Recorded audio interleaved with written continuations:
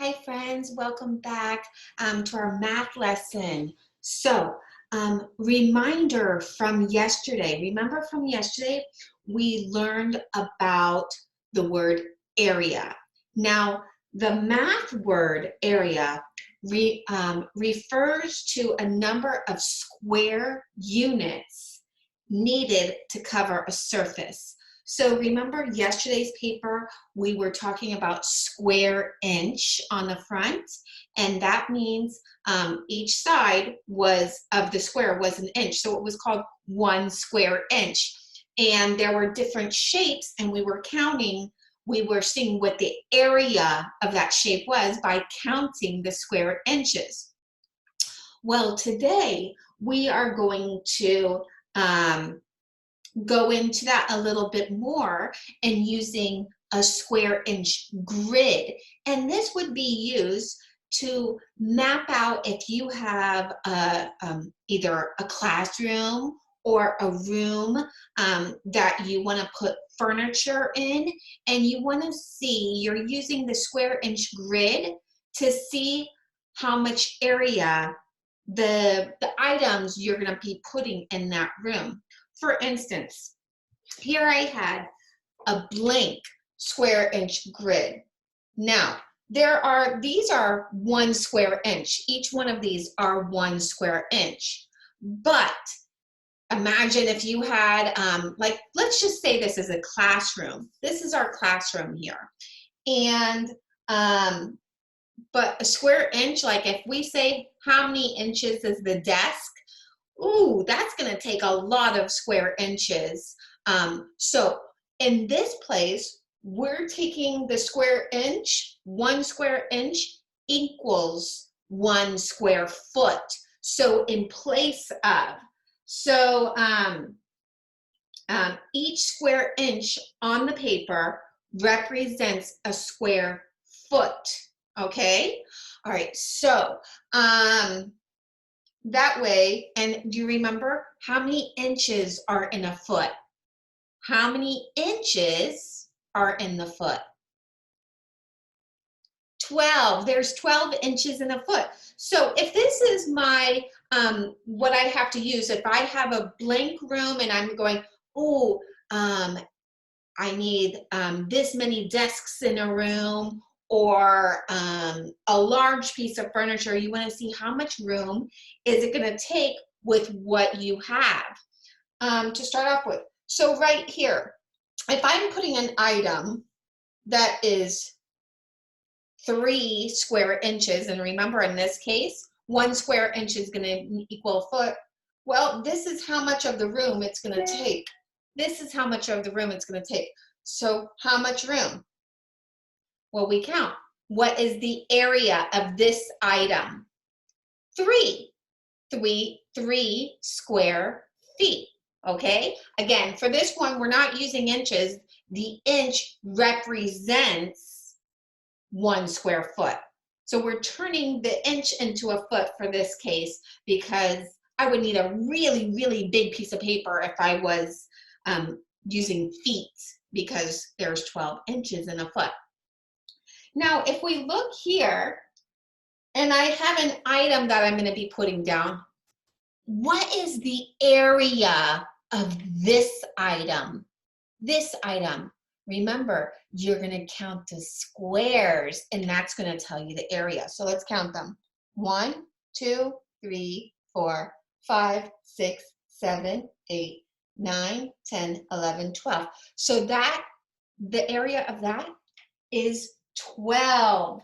12, okay? So it is 12 square feet, because this, again, we're using the inch represents a foot. Okay, we're going to get into that more with our worksheet. So let's go ahead and take out page 301 here. So get out your pencil and your eraser. Let me share my screen with you. All right. And I know you guys are going to enjoy this still. I hear a lot of you are. So it is a lot of fun. And this is used all over when people are planning, um, like when you plan to build a house, you're going to be using square inches or square feet. And when you're planning how much furniture is going to be fitting in your room, you could use a grid like I showed you before. So now let's look here. Let's look at the first page. So you're going to see a drawing of a canoe loaded with camping equipment. Again, here's how we see. We draw the canoe on the grid, and we're going to look at the items in the canoe. Okay? So, and then we got to look at the key. Remember, we've heard of that word before? The key. Do you see the key? Point to it. Okay, it is this right here. Right here is the key that I'm highlighting. Okay, the key is 1 square equals 1 square foot. Okay, so the key shows that 1 square unit on the drawing stands for 1 square foot in real life, just like we did before we began this paper. Okay, so we're gonna read what to do, and then we're gonna count out the green squares to find out the area covered by the tent. Okay, so let's see, let's count the green, because if we have a canoe and we need to put our setup, we want to set up, okay, how much is going to fit in our canoe? Well, the tent, what is the area of the tent that it's going to take? So let me zoom in here, and you can count what the area of the tent is going to take. But I'm going to count 2. 1, 2, 3, 4, 5, 6, 7, 8, 9, 10, 11, 12. Okay, so that is going to take 12. That is the area of that it's going to take in the canoe. Okay, that's going to 12 square feet is the area it's going to take in place of what's going to be how much we can fit in the canoe altogether. Okay, so let's see here. Let's look at the questions. So, and again, the title of this is Hannah and Ethan's Canoe. So let's look at the questions. Hannah and Ethan are going on a canoe trip with their parents. How much area in the bottom of the canoe is covered by the tent? Well, we just counted that, right? What is the area? 12. So you're going to write 12. Okay. How much of the area in the bottom of the canoe is by the sleeping bag? So do you see where the sleeping bag is? What is the area of the sleeping bag? Well, let's look. 1, 2, 3, 4, 5, 6. 6 square feet is the sleeping bag. How about the backpack? How much room is the backpack going to take? You count the area of the backpack. Do you see where the backpack is? What did you get? Write the number. I got 2. Okay.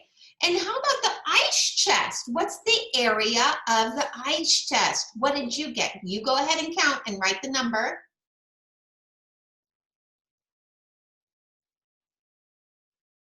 Did you get 4? Good, good. So that is the area of those items for the canoe. So the number 5, the question is the area of the canoe greater or less than 50 square feet? Is it greater or less than 50 square feet? Okay, so how can we determine the area of the canoe? Okay, how can the whole canoe, how do we see what the area of the whole canoe? Now, it's not the whole sheet of paper. Do you see the canoe on the outside?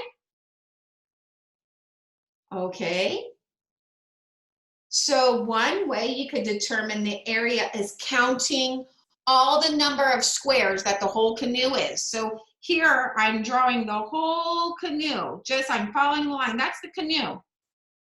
And we can't count these numbers right here. We can't count these ones. No, because these are not part of the canoe. Only the ones inside are part of the canoe. So all inside here, everything I'm coloring, that's the canoe, okay? So how do we determine what the area of the whole canoe is? Anyone know? Right, well, we could count how many squares the canoe is, right? We could count and make a mark on each square. Okay, so we want to count, if we're going to do it that way, we want to count not only the whole squares, but also the partial squares. We're going to count the partial squares as well, okay? So if they're mostly within the outline, we're going to count it. So let's go ahead and begin counting. Okay, you can count with me. 1, 2, 3, 4, 5, 6, 7, 8, 9, 10, 11, 12, 13, 14, 15, 16, 17, 18, 19, 20, 21, 22, 23, 24, 25, 26, 27, 28, 29, 30, 31, 32, 33, 34, 35, 36, 37, 38, 39, 40, 41, 42, 43, 44, 45, 46, 47, 48, 49, 50, 51, 52, 53. Okay, I counted all those ones, and then you can still count where the tent is going to go, the sleeping bag. So we're at 53 so far. But if you're remembering our question, look at the question. Is the area greater than or less than 50 square feet? Well, how many have I counted so far? 53. So we know that 53 is greater than 50. You can keep on counting all the area because where the items are, that counts, okay? All righty, so who enjoyed that front part? I did. Okay, let's turn it to the back. Let's turn it to the back here, and we'll do the back side of our paper. All right, ooh, I see some review here. Okay, so the back side is, we're gonna use the same method that we used for counting the whole and partial squares on the canoe to find the area of this sail, okay? So, we're gonna use tallies though to count all the squares. And it says here, so let's read the directions. Let me read the directions here. Find the area of the sail. Color the whole squares of the sail one color. Color the half squares another color. Count the half squares as one whole square. Tally your counts. Okay, so first, okay, so it's only saying color, count 2 halves as one whole. So do you see this here, guys? I'm just gonna highlight. That's just half a square. These are the halves that I'm shading in here. Do you see that's half a square diagonally? Okay, those are all halves. So I'm gonna count 2 of those as one whole. So this is one square. That's another square. That's another square. And that's another square. So how many do I have there? I have 4. So 4 as one whole square, okay? Because it was really only half a square, okay? And I colored those halves yellow. Now, I'm gonna count the whole squares as still just one. It's because it is a whole square. So and remember it said to use 2 different colors. So I'll use orange here. Let me count the holes. I have 4 holes that I counted from the halves, and let's see how many holes I have. 1, 2, 3, 4, 5, 6, 7, 8, 9, 10, 11, 12, 13, 14, 15, 16, 17, 18, 19, 20, 21, 22, 23, 24, 25, 26, 27, 28. Okay, so I had 28 whole ones and then plus 4 half ones. So 28 plus 4 is 32. Now, I'm just gonna write 32 here. Now, if you need to pause your video so you can color the half squares one color and then color the whole squares a different color, please pause your video at this time and then come back with when you're finished. Okay, we'll see you back here in a few minutes. All right, now I'm going to tally my counts. So how many whole squares are there? We already counted our halves as a whole. Do you see? Right here is my whole, 32. So now I need to do what? I need to turn that number 32 into tallies. And remember, a group of how many makes one group of tallies? 5. Okay, so I group them in 5s because that's how tally works. But I want to make sure I have 30 tallies. So like this. 1, 2, 3, 4. Shut the door. That's 5. I need 32. Okay, so I'm at 5. 6, 7, 8, 9, 10. That's 10. I need to get to 32. 11, 12, 13, 14, 15, 16, 17, 18, 19, 20. Okay, now I want you to pause your video. We're at 20 so far. I want you to pause your video and make it so you get 32 tallies. Come back to see if you get the same answer I do. Go ahead and pause your video.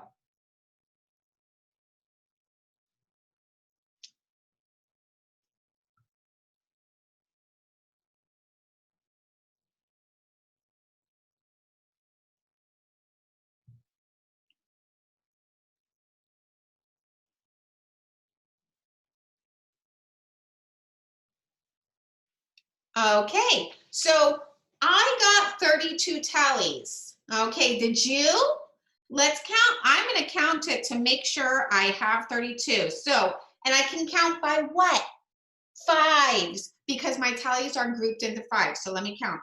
5, 10, 15, 20, 25, 30. Ooh, now I'm going to count by 1s after 30, 31, 32.